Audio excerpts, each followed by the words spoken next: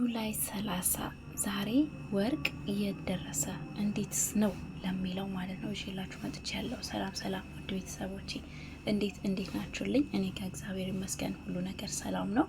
ውድ ቤተሰቦቼ ዛሬም የወርቅ ዋጋ ይዤላችሁ መጥቻለሁ። ወርቅ በጣም ቆንጆ ነው። ነገር ግን ወርቅ ስንገዛ ደግሞ ብዙ ጊዜ እንሳሳታለን፣ እንሸወዳለን።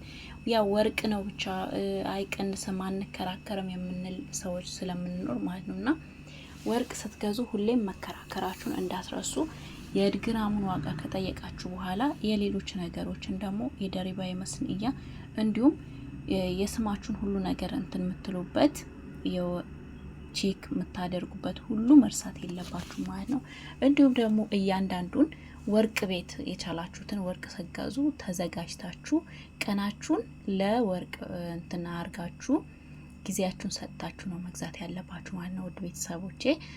እና ዛሬ ወርቅ ስንት ገባ ስንት ነው ለሚለው ደግሞ ይዤላችሁ መጥቼ ያለው ለ3-4 ሀገራትን ማለት ነው። እና ወደ ቪዲዮአችን ስንሄድ ባህሬን ላይ ያለው ጁላይ 30 ያለው የወርቅ ዋጋ ዛሬ ቀን ሐሙስ ነው ማለት ነው 24 ካራት 49 ዲናር እየተሸጠ ይገኛል። 22 ካራንት 46 ዲናር እየተሸጠ ይገኛል። 21 ካራንት 44 ዲናር እየተሸጠ ይገኛል። 18 ካራንት 37 ዲናር እየተሸጠ ይገኛል ማለት ነው ውድ ቤተሰቦቼ። ባህሬን ላይ ያለው የወርቅ ዋጋ የሐሙስ ይሄንን ይመስላል ማለት ነው። ወደ ኤማራት ወደ ዱባይ ስንሄድ ደግሞ 24 ካራት ባህሬን ወርቅ 491 ድርሃም እየተሸጠ ይገኛል። 22 ካራንት 454 ድርሃም እየተሸጠ ይገኛል። 21 ካራንት 436 እየተሸጠ ይገኛል።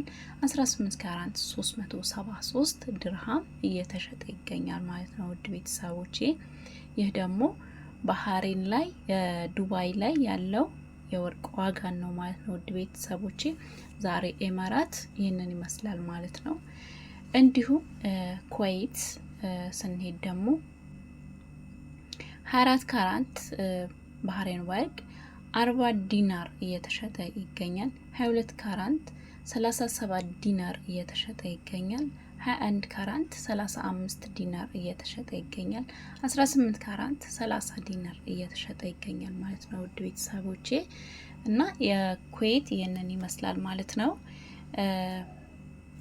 እና ዛሬ በጣም ጥሩ ነው ብዬ ነው ማስበው። እኔ ማለት በጣም ብዙ ይጨምራል ተብሎ ነበር የሚጠበቀው፣ ነገር ግን እጅግ በጣም ጥሩ ላይ ነው ያለው። መግዛት ለምትፈልጉ ግዙ።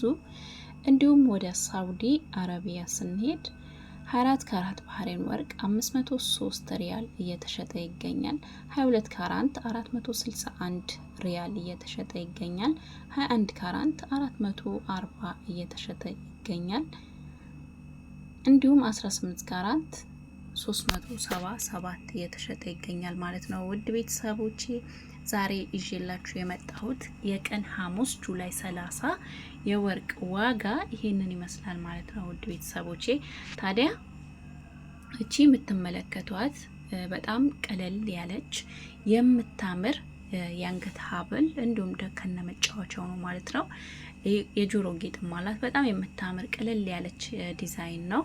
እና ወርቅ ስገዙ ሁሌም ቢሆን ዲዛይኑን ማየት አለባችሁ። ምን አይነት ዲዛይን ነው መግዛት ያለብኝ? በቃ ይሁናላ አንዳንዴ የሆነ እንትን ብለን ኢትዮጵያ ላይ ሆነን መሸጥ ስንፈልግ የማይመች ማለት የሆነ በጣም የበዛ ወይንም ደግሞ እንትን የበዛ ስላችሁ ግራሙን አይደለም፣ ይሄ ምንድነው የሚባለው በብዛት የተንጠለጠለ ነገር ምናምን ነገሮች ማለት ነው። እና ውድ ቤተሰቦቼ የዛሬው የወርቅ ዋጋ ይሄንን ይመስላል ማለት ነው። እንግዲህ ወርቅ መግዛት ለምትፈልጉ ግዙ ማለት ነው ውድ ቤተሰቦቼ። ወደ ኋላ እንዳትሉ።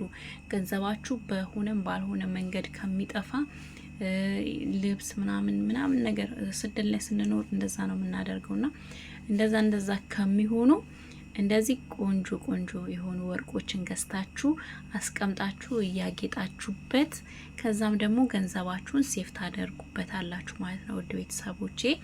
እና ሁሌም ቢሆን ወርቅ ግዙ ነው የምላችሁ። ትንሽ ነው ትልቅ ነው ሳትሉ መግዛት አለባችሁ ማለት ነው። የዛሬ ቪዲዮ ይሄንን ይመስላል ነበረ። ቸር ቆዩልኝ። ባይ ባይ። ታዲያ ላይክ፣ ሼር፣ ሰብስክራይብ ማድረጋችሁን እንዳትረሱ።